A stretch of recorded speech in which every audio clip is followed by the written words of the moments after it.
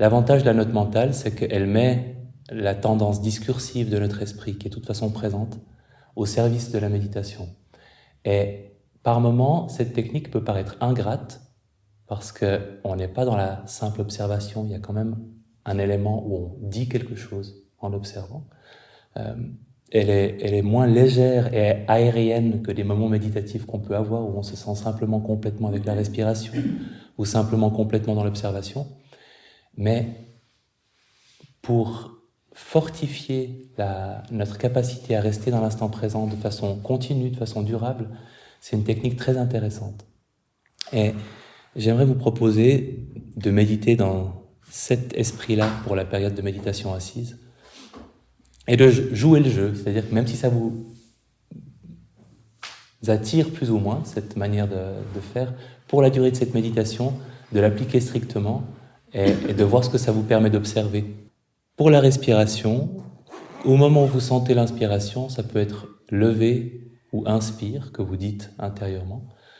Moi, j'utilise plus volontiers lever, parce que inspire a quand même quelque chose de plus abstrait. Finalement, l'inspiration, c'est pas à proprement parler une sensation, c'est un processus qui se passe dans le corps. Alors que lever, ça correspond vraiment à ce que fait notre attention, à ce que sent notre attention dans le corps, il y a quelque chose qui se lève. Donc, lever ou inspire, et au moment de l'expiration, baisser ou expire. La note mentale n'est jamais l'élément central. L'élément central, c'est la sensation. La note mentale, c'est ce qui nous permet de souligner ce qu'on est en train d'observer. Donc on ne dit pas à notre corps, maintenant inspire, maintenant expire, maintenant lève, maintenant baisse. C'est oh tiens, ça se lève, oh tiens, ça se baisse. Et la note mentale, elle vient en quelque sorte juste après la sensation. Elle ne la précède pas pour la provoquer. Et évidemment, il y a un blanc, parce que souvent il y a une pause entre deux respirations. Et c'est important que cette pause, elle soit aussi habitée par votre attention, et donc qu'il y ait une note mentale qui corresponde à la pause, quand vous la sentez. Donc, lever, baisser, et ça peut être pause, et ça correspond pour vous à une observation physique de ce que c'est qu'un corps qui n'est ni en train d'inspirer, ni en train d'expirer. Ça ne correspond pas à un moment où votre esprit prend une pause. Ça peut aussi être corps, en prenant conscience du corps durant le moment où il n'y a pas de mouvement, pour la respiration. Ça pourrait être aussi touché. Et certaines personnes choisissent de quitter la région de la respiration et de prendre conscience du contact des fesses avec le coussin ou le banc. Et c'est pas mal comme moyen de noter la continuité, parce que ça permet aussi de relâcher un petit peu le rapport à la respiration. Donc de redonner un petit peu d'espace et de spontanéité à la prochaine inspiration. Parce que si vous dites lever, baisser, pause et que vous restez focalisé, il y a un risque que vous preniez du contrôle sur le rythme de la respiration. Alors que si vous dites lever, baisser, toucher ou corps et que vous prenez conscience du contact des fesses avec le banc, dans cet espace-là, le corps peut choisir lui-même quand la prochaine inspiration va commencer. En tout cas, vous lui donnez un peu plus cette possibilité. Alors ça, c'est des techniques qu'on a déjà abordées dans le cours, mais sans les utiliser systématiquement. Maintenant, quand vous réalisez que l'esprit est ailleurs, il faut aussi utiliser une note mentale. Et vous pourriez ne dire que penser. C'est-à-dire qu'à chaque fois que vous réalisez que votre esprit pensait plutôt que d'observer ce qui se lève et ce qui s'abaisse, vous dites penser. Si un mot vous vient, si c'est super clair pour vous que c'est de l'anticipation, ou que c'est de l'anxiété, ou que c'est... Évidemment que vous pouvez lâcher ce mot. Mais en restant à quelque chose de très simple pour pas que ça implique pour vous une réflexion. Donc, penser pourrait très bien marcher, mais si il y a naturellement un autre mot qui vous vient, ben voilà, utilisez-le.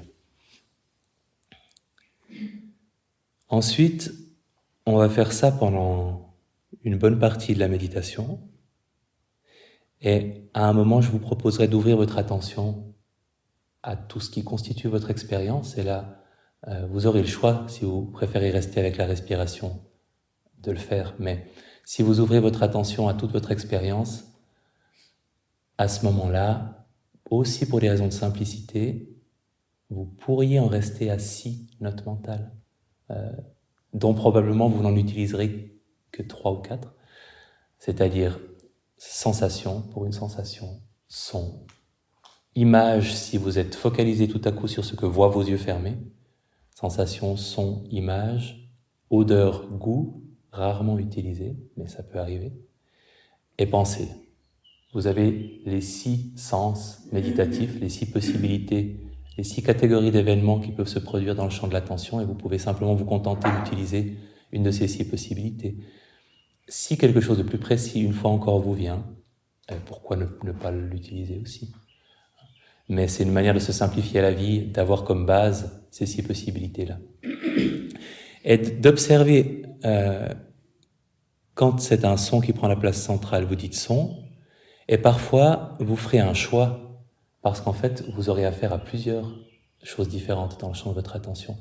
Et vous en choisissez un, peut-être celui qui attire le plus votre attention, celui qui vous paraît le plus intéressant, et en disant son ou en disant sensation, vous faites le choix de vous tourner vers ça, plutôt que vers le reste. C'est pas toujours une observation spontanée, il y a une part de choix de ce que vous faites, d'à quoi vous consacrez votre attention. Et vous pouvez aussi prendre conscience du crossfade. J'ai été disc jockey dans ma jeunesse. Le crossfade, en langage disc jockey, c'est quand il y a un morceau et vous diminuez le volume de l'un pour augmenter le volume de l'autre au moment où vous faites l'enchaînement entre 2 morceaux différents. Essayant que ça se fasse gracieusement pour que personne ne remarque. Et dans le champ de votre attention, il y a souvent des crossfades, c'est-à-dire que vous êtes en train d'observer une sensation et vous dites sensation, et tout à coup la sensation s'atténue et il y a peut-être un son, le son d'un merle ou le son qui s'installe. Et le travail dans l'attention ouverte, c'est pas seulement de nommer ce qu'on est en train d'observer, c'est aussi d'observer combien de temps est-ce que ça va rester présent et à quel moment est-ce qu'il va y avoir un glissement vers autre chose, et de sentir aussi ce glissement et ensuite tout naturellement de dire maintenant c'est une sensation, et de dire sensation, d'avoir aussi de la curiosité pour comment un sens finit par glisser vers un autre sens dans cette période d'attention ouverte. Et l'avantage de la note mentale, c'est qu'évidemment, à chaque fois que vous la prononcez, c'est comme une manière de réveiller votre attention et de vous réinvestir dans l'instant présent. Son désavantage, c'est qu'elle peut avoir quelque chose de lourd, de pas toujours complètement spontané, et c'est pas forcément ce qu'on enseigne systématiquement dans le MBSR.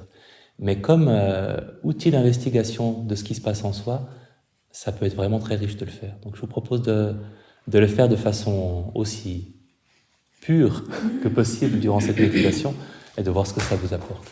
Je vous laisse le temps de choisir quelle note mentale vous allez utiliser, celle qui vous parle le plus, lever, baisser, toucher, lever, baisser, corps, inspire, expire,